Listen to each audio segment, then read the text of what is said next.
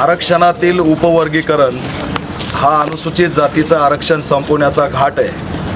हे RSSने केलेलं षडयंत्र आहे आणि 4-2 राजकीय महत्त्वाकांक्षा असलेल्या लोकांनी आणलेलं ही संकल्पना आहे। याच्यातून मोठ्या प्रमाणात अनुसूचित जातीचं आरक्षणाचं नुकसान होणार आहे। हे उपवर्गीकरण झालं तर येणाऱ्या काळात अनुसूचित जातीच्या 59 जातींचं आरक्षण संपणार आहे। ज्या पद्धतीने गडबडीत हरकती मागवल्या एप्रिलच्या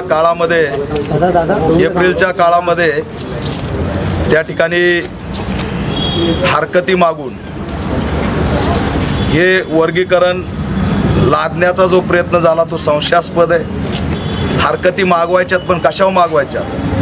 न्यायाधीश बदरचा अहवालच आलेला नाही आणि ज्यावेळेस मी सामाजिक न्याय विभागाच्या आयुक्तांना कॉल केला की ताई आम्हाला सांगा हरकती कशावर मागवायच्यात, त्यावेळेस त्यांचं धक्कादायक विधान आलं की फक्त तुम्हाला ब क ड वर्गीकरण पाहिजे की नाही एवढंच असणारं हरकत पाठवा।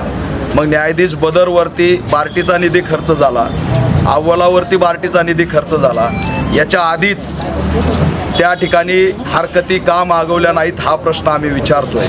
म्हणून डायरेक्ट आमची भूमिका आहे की डॉक्टर बाबासाहेब आंबेडकरांपेक्षा कुणीही विद्वान नाही।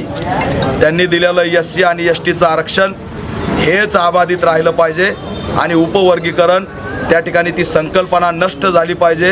ही असंवैधानिक मागणी आहे, बेकायदेशीर मागणी आहे, ती हटवण्यासाठी आम्ही राज्यव्यापी आंदोलन छेडतोय आणि या सगळ्या मागणीचा निषेध करतोय।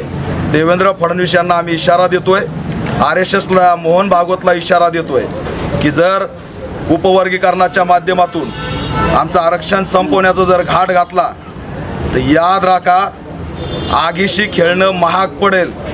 ही शिदनाक महाराची अवलाद आहे, एवढं कायम लक्षात ठेवावं। डॉक्टर बाबासाहेब आंबेडकरांनी दिलेलं आरक्षण जर नष्ट करण्याचा प्रयत्न केला तर त्या ठिकाणी या राज्यात त्याचे परिणाम वाईट झाल्याशिवाय राहणार नाहीत, हा इशारासुद्धा या माध्यमातून मी देतोय। आम्ही उपवर्गीकरण मागणाऱ्यांना विचारतोय की तुमचं आरक्षण संपणार आहे म्हणून ही मागणी आणलेली आणि म्हणून अकोल्यामध्ये मी आज आलेलो आहे, सैनिकाच्या आंदोलनासाठी आलेलो आहे। परंतु मी आव्हान करतो प्रबुद्ध चॅनलच्या माध्यमातून की 23 एप्रिलला अशोक वाटिकापासून उपवर्गीकरण हटावसाठी SC घटकाच्या 59 जातीचं मोठं आंदोलन निघणार आहे। त्या आंदोलनात सगळ्यांनी सहभागी व्हा।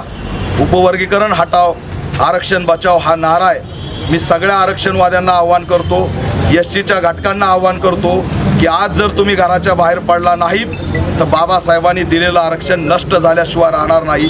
आरक्षणाचं अस्तित्व वाचवण्यासाठी ऊन वारा पाऊस सगळं विसरा आणि रस्त्यावर या, एवढी असणारी भावनिक साथ मी समाजाला देतो।